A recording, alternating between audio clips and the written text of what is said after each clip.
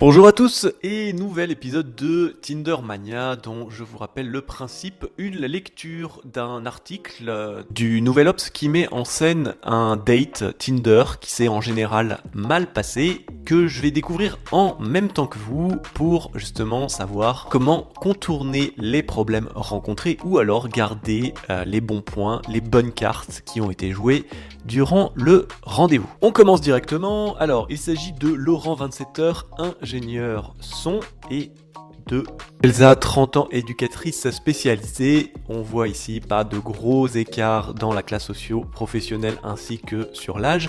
À savoir ici, c'est l'homme qui raconte. Donc à cette époque, j'avais 27 ans et contrairement à la plupart de mes potes, je ne me sentais pas encore prêt à passer le cap de la vie de couple trop sérieux. D'autant plus qu'à Paris, son cadre, ses occasions de faire la fête et de rencontrer de nouvelles personnes offrent tellement de perspectives que l'idée de me retrouver en quelque sorte emprisonné par une relation sérieuse m'angoissait un peu. L'avantage avec Tinder, c'est qu'il accueille tout type de profil. Là, on voit quelqu'un qui va chercher plutôt quelque chose de léger. On poursuit, ce choix était peut-être aussi une manière de me mentir à moi-même, car la peur de l'engagement me travaille depuis déjà plusieurs années. Mes parents ont divorcé quand j'avais 7 ans, au moment où j'avais le plus besoin d'ancrage et de repères.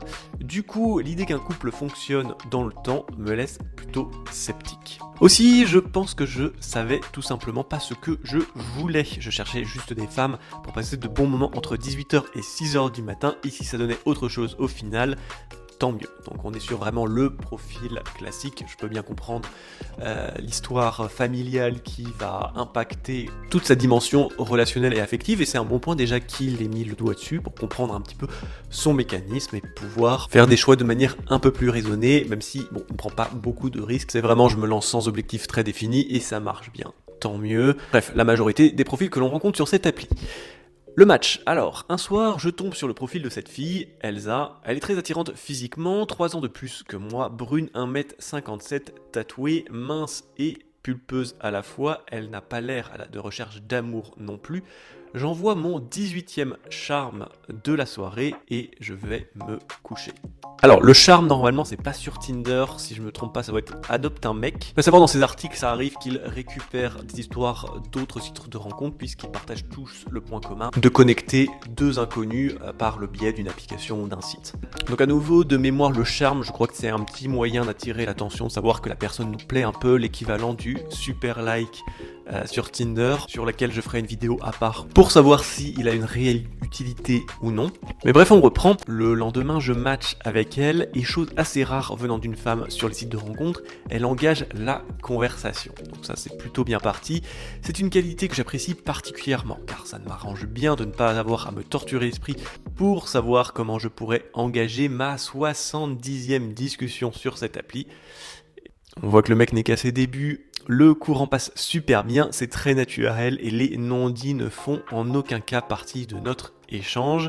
Nous sommes tout à fait transparents l'un envers l'autre. Elle vient de se séparer de sa petite amie après 6 ans de vie commune plutôt libre. Je me dis que sa bisexualité ouvre des perspectives. Je confirme pour être actuellement en couple avec une fille bisexuelle. Elle me dit qu'elle est éducatrice spécialisée et que le week-end, elle fait quelques extras de go-go dancing dans un quartier festif de Paris. Je me dis que c'est de mieux en mieux. Nous échangeons donc nos numéros de téléphone et les messages deviennent de plus en plus suggestifs. Je suis curieux et lui demande davantage de photos pour mieux la connaître. Elle devance mes attentes et m'envoie carrément des photos hot, très sexy, et sans être vulgaire, j'apprécie encore une fois. Il est donc arrivé le moment de se rencontrer en vrai. Je lui donne rendez-vous dans le 11e arrondissement de Paris pour boire un verre. Elle accepte et on se rencontre le week-end après notre match. Donc pour l'instant, pas grand chose à en dire, puisqu'on voit en fait que le mec devait être au goût de la nana, puisque comme il le dit précédemment, il n'a pas eu à se torturer l'esprit, c'est elle qui a pris les initiatives.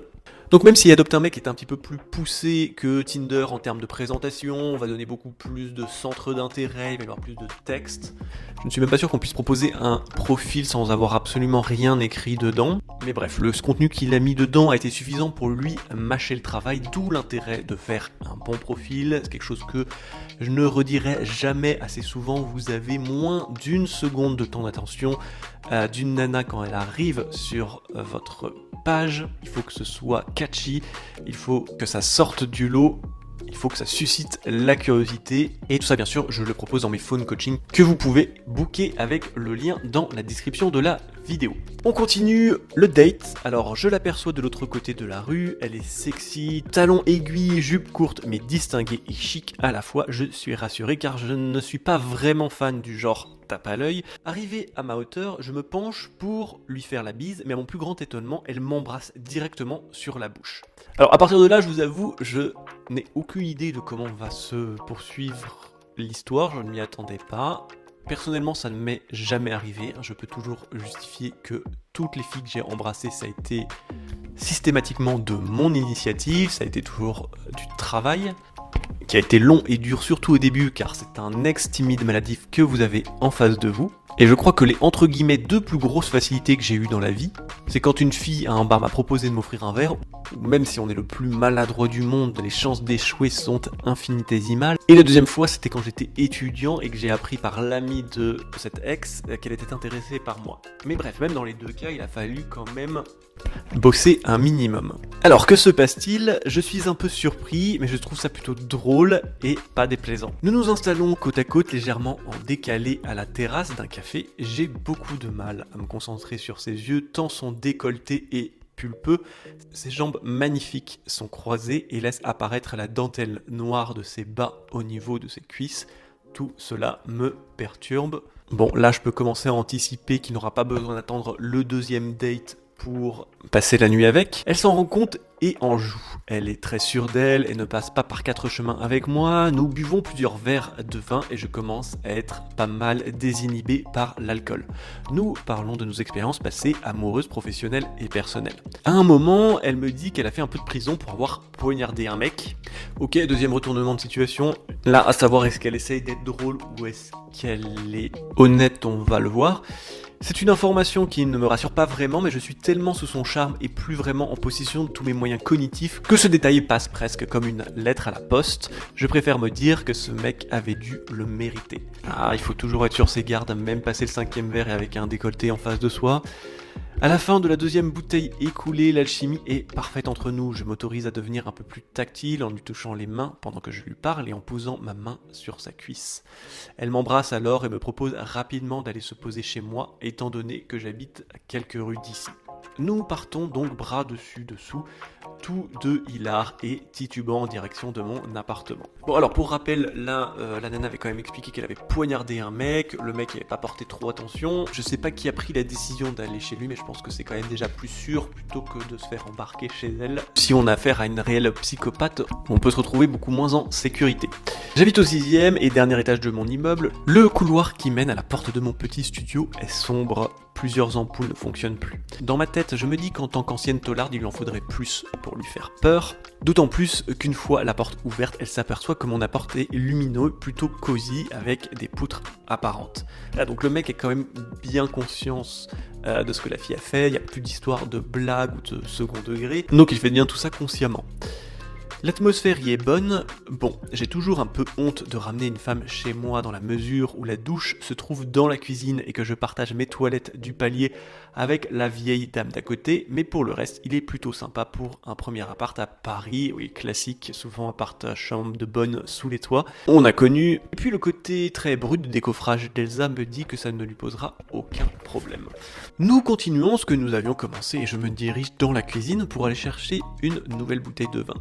En ouvrant le tiroir pour chercher mon tire-bouchon, j'aperçois mes gros couteaux de cuisine. Il n'en fallait pas moins pour que je me rappelle ce qu'elle avait dit un peu plus tôt. Étant légèrement parano, je les place en hauteur au-dessus d'une étagère, à un endroit où elle n'aura pas l'idée d'aller chercher pour m'égorger dans mon sommeil, on ne sait jamais. D'accord, on sent quand même que le mec est entre les deux, il a envie de coucher, mais en même temps, il a quand même bien conscience de qui il a ramené chez lui. Bon, étant donné qu'il a écrit l'histoire, j'imagine qu'il doit être toujours vivant et que la part de risque n'était pas si importante que ça. Finalement, nous passons une nuit très agitée pour ma voisine de palier, mais très agréable pour nous. Alors, à part 2-3 points qu'on reverra sur la fin, jusqu'ici, il n'y a rien d'extraordinaire, dans le sens où le type devrait vraiment plaire à la nana, une nana qui sait ce qu'elle veut et qui assume sa sexualité. Mais bref, à voir comment va se passer le réveil, si peut-être qu'il est face à une schizophrène et qu'il y a un énorme retournement de situation. On ne peut pas encore comptabiliser ce date comme date pourri. Environ 2 semaines plus tard, nous reprenons contact et j'apprends qu'elle vient de déménager. Je lui demande où, elle me répond rue de Charonne. Il s'agit également de ma rue. Aïe. À ce moment-là, je me trouve ça étrange d'emménager à 50 mètres de chez moi et je me dis que ça ne peut pas être une coïncidence et que je suis tombé sur une folle qui me suit partout et qui va finir par me poignarder un soir devant mon hall d'entrée. Après pas mal d'interrogations sur cet étrange emménagement, j'apprends qu'il s'agit d'une sous-location temporaire. Elle est en recherche suite à sa rupture avec son ex-petit ami, avec un E. Puis tout bien réfléchi, je me dis qu'un plan cul d'aussi bonne qualité à 2 minutes à pied de chez moi, c'est quand même plutôt pas mal. Le truc, c'est qu'à force de se voir, ça crée des liens. Et les liens, je n'en veux pas. Surtout qu'elle n'a pas l'air d'être une personne extrêmement stable psychologiquement. Rien à voir avec l'histoire du mec qu'elle a poignardé, puisqu'il se trouve qu'elle m'avait fait marcher à ce sujet. Voilà, c'est ce que je m'étais dit un petit peu en amont. Ça m'étonne quand même que le mec n'ait pas creusé un peu plus. Mais bon, elle n'a jamais poignardé personne et encore moins fait de prison. Elle avait simplement trouvé rigolo de me déstabiliser sur le coup. Une chose en enchaînant une autre. Elle avait tout bêtement oublié de me dire que c'était une blague. Ce qui est bien, c'est que je peux enfin découper mon saucisson en sa présence sans appréhension et avec des couteaux qui coupent. Le malheureux, je le vois déjà sortir les couteaux en bois à usage unique de pique-nique. Toujours est-il que je sens bien quelque chose qui ne va pas et que c'est une personne très torturée. Il y a chez elle quelque chose de plus profond qui la rend si joyeuse et triste en même temps, qui fait d'elle une personne solaire et sombre à la fois.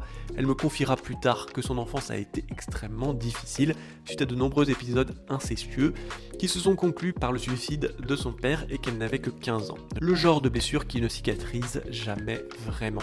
Bien là, on arrive sur un sujet un petit peu plus sensible. Je vais quand même plutôt terminer la fin de l'histoire avant d'arriver sur une analyse en profondeur, car il y a quand même des choses à dire là-dessus. Au bout d'un an d'une relation basée majoritairement sur le sexe, et malgré une complicité flagrante, elle finit par vraiment s'attacher à moi. Je pense que de par mon caractère, j'arriverai inconsciemment à l'apaiser et à la canaliser. Le problème, c'est que j'avais peur qu'elle m'entraîne avec elle dans ce côté sombre. Nous avons des personnalités si différentes, moi plutôt timide, réservée, calme, et elle, entreprenante, excentrique et hyperactive, même si ce n'était qu'une carapace. Après plusieurs tentatives de sa part de parler sérieusement de nous, je décide d'arrêter cette relation avant qu'il ne soit trop tard. Mais je n'arrive pas à la chasser de mon esprit. Je sens qu'elle m'apporte beaucoup de choses dont j'avais besoin. 3 mois plus tard, lors d'une fin de soirée de biture et avec un moral un peu plus bas, je lui envoie un message dans lequel je lui dis que je pense sans arrêt à elle, qu'elle me manque énormément et que j'avais envie de la revoir pour parler d'un avenir en commun. C'est un message très égoïste vu le contexte, mais qui vient du cœur. Elle répond alors qu'elle vient d'emménager en colocation chez une amie à Tarbes parce qu'elle n'arrive pas à m'oublier en restant à Paris. Le timing est donc plutôt raté. Mais depuis ce message, il ne se passe pas une seule journée sans que l'on échange ou que l'on ne s'appelle, et ce durant 3 mois. Nous sommes à 800 km de distance, mais nous n'avons paradoxalement jamais été aussi proches. À l'issue de ces 3 mois, elle a décidé de revenir à Paris et je lui propose d'emménager dans mon nouveau chez moi, un appartement plus grand, avec une douche bien à sa place et des toilettes à proximité. Après, nous sommes restés 4 ans ensemble, une relation extrêmement fusionnelle mais assez difficile à vivre. À mesure que nos différences de caractère nous ramenaient à la réalité, l'équilibre que nous apportait l'un et l'autre les premières fois s'est transformé en une sorte d'étouffement mutuel jusqu'à ce que la situation ne devienne plus vivable. Elle m'a apporté beaucoup de choses sur ma façon d'être en couple et le fait de pouvoir enfin me projeter avec une femme sans en avoir peur. Elle m'a aussi donné l'amour que je n'avais jamais reçu auparavant. Moi je pense avoir été une oreille fidèle et attentive à tous ces mots, avoir canalisé son hyperactivité mais également lui avoir prouvé qu'elle avait le droit d'être aimée. Nous poursuivions aujourd'hui nos vies chacun de notre côté, mais nous donnons encore des nouvelles de temps en temps. Nous restons l'un pour l'autre une personne marquante et importante qui aura inévitablement contribué à faire de nous la personne que l'on est aujourd'hui. Alors on termine rapidement sur son avis sur les applis avant de décortiquer un peu tout ça. C'est bien simple, si les applis de rencontre n'existaient pas, je ne connaîtrais pratiquement rien de l'amour et à la relation de couple. À la base, je suis plutôt timide avec les femmes, surtout quand je ne suis pas sûr de plaire. Je crois que le fait d'avoir un système de filtre au préalable et de savoir que l'on plaît au moins physiquement par le biais du match permet d'être un petit peu plus sûr de soi pour les mecs réservés comme moi. Aujourd'hui, j'ai bien plus confiance en moi grâce aux rencontres et aux expériences que j'ai pu avoir et je vis maintenant des rencontres naturelles, même si les applis ne m'ont jamais vraiment quitté en période de disette et notamment pendant cette année Covid qui vient de s'écouler. Alors merci Tinder, Fruits, Adopte un mec et compagnie. J'avais donc bon sur Adopte un mec. Donc pour revenir rapidement sur son avis sur les applis, c'est extrêmement vrai. Je vois pas mal du coup de pick-up artists, les PUA, donc les dragueurs de rue. C'est un exercice qui est assez difficile et qui a aussi l'avantage d'être spectaculaire. C'est pour ça que ça marche assez bien sur YouTube, puisque justement on voit des mecs qui vont aborder des nanas, leur raconter 2-3 blagues, 2-3 conneries et qui récupèrent des numéros. Alors, difficile, pourquoi ? Parce que souvent ce qui est montré, c'est quand ça marche. Il y a beaucoup de vestes qui sont prises. D'ailleurs, je pense que c'est presque plus intéressant qu'ils montrent un peu les vestes, parce qu'en fait, les vestes sont aussi utiles car elles permettent de désensibiliser, de rendre moins vulnérable au rejet, puisque la peur du rejet pouvait être utile quand on était encore des petites communautés, des petites tribus, parce que si on se faisait rejeter par 2-3 personnes de sa tribu, eh bien ce rejet pouvait devenir encore plus collectif. À l'époque des chasseurs-cueilleurs, eh bien être rejeté d'une tribu seul dans la nature, ça a été équivalent à la mort. Le problème c'est que maintenant, cette peur a toujours cette même intensité, alors qu'elle n'a plus raison d'être, puisque si tu te fais bâcher par une nana dans la rue, les probabilités que tu la rencontres sont très faibles, et encore dans le pire des cas, qu'est-ce que ça va apporter ? Vous n'êtes pas obligé de cohabiter ensemble, voilà, il y en a d'autres avec qui ça pourra mieux marcher. Mais néanmoins, le problème c'est quand on est déjà timide de base, cette peur est déjà encore plus exacerbée, et le fait de se prendre une autre veste dans la rue, pour peu que l'une d'entre elles soit un peu violente, eh bien ça peut complètement briser et amener à un renfermement. D'où l'intérêt en fait de faire ses armes sur Tinder ou autre appli de rencontre. Et disons que pour faire un petit parallèle avec le cirque, je dirais que draguer dans la rue, c'est jongler avec des quilles enflammées, quand aller sur Tinder, c'est juste déjà jongler avec des quilles.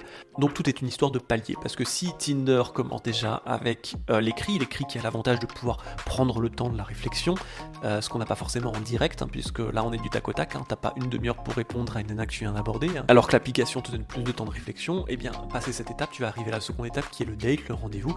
Donc là pareil, des nouvelles armes, apprendre à maintenir une discussion avec un flow constant, ne pas créer de blanc ou de gêne, et ainsi de suite avant de passer au niveau supérieur. Et c'est pour ça que je travaille essentiellement là-dessus. Maintenant, pour revenir à l'histoire, ça fait partie un petit peu du jeu. Je découvre l'histoire en même temps que vous pour avoir des réactions à chaud, et malheureusement, ici il n'y avait pas tant de séduction de ça. Je pense que la fille, bon, comme c'était présenté, était assez perturbée psychologiquement.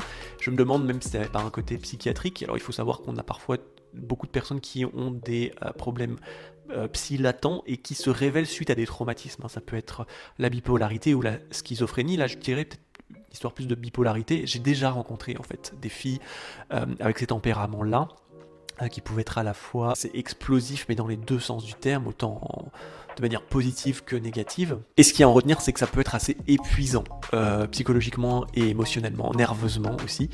Moi, j'essaye personnellement de m'en garder à distance, c'est pas par méchanceté ou manque d'humanisme, c'est uniquement parce que je sais quel impact ça va avoir sur moi-même. J'ai déjà vu aussi des couples à peu près similaires. Alors du coup, je sais pas si c'était le cas ici, mais du coup, une personne très posée, très calme, très droite dans ses bottes, avec une nana qui était un peu plus explosive comme ça.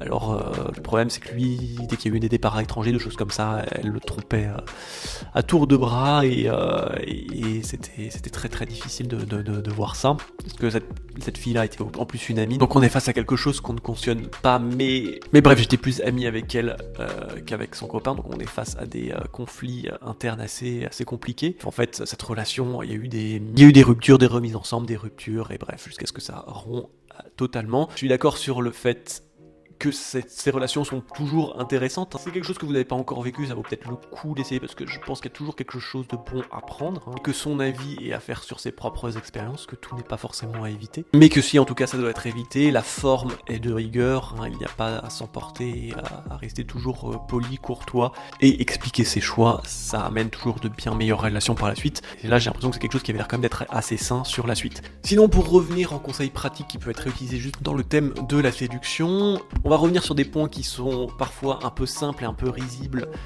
mais qui vont faire toujours la différence. Là, bon, même si je pense que l'histoire était pliée d'avance, ils ont choisi le bar en soirée, et c'est toujours un bon point. Moi, à chaque fois que je dis ça, pour moi, en général, dans les Tinder surprises, c'est que ça marche. Souvent, tous ceux que j'ai fait pour l'instant, les échecs ont toujours démarré par des déjeuners ou des pique-niques. Donc pourquoi ? Parce que le bar, c'est plus intime, c'est plus chaleureux.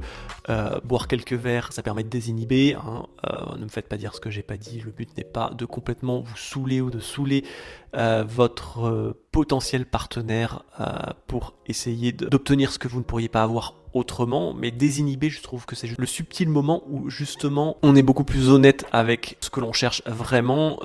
Pour moi, le coup de oh mais j'ai essayé de t'embrasser hier, j'étais bourré n'est pas du tout une excuse, hein. Pour moi c'est justement t'étais bourré donc tu as fait sauter des barrières et c'est ce qui a amené à ça. Donc justement, si une fille est intéressée par vous, après quelques verres, elle vous le fera plus facilement savoir, par ses mots ou par son body language, donc un point de plus pour les bars. Autre petit point intéressant, c'est quand il parlait de la partie tactile aussi. Et voilà, à nouveau, pendant la séduction, il y a voilà la parole, on se rapproche, et le but n'étant pas d'être en mode brut de décoffrage, essayer d'embrasser la fille à tout prix, c'est toujours pas à pas, hein. On sexualise, c'est-à-dire qu'on amène des sujets orientés, on voit comment la personne réagit à ça, est-ce qu'elle est réceptive ou non, et après c'est une histoire de succession d'étapes, comme par exemple quand il disait qu'il commençait à lui toucher les mains, si on voit qu'en touchant la main, la fille ne retire pas la main, ou n'est pas surprise, il n'y a pas de sursaut, ou si même elle rend la caresse, l'effleurement, ce sont des green flags, donc des indicateurs qui vous indiquent que vous êtes sur la bonne voie. Voilà, et bien c'est tout pour aujourd'hui, en espérant que le prochain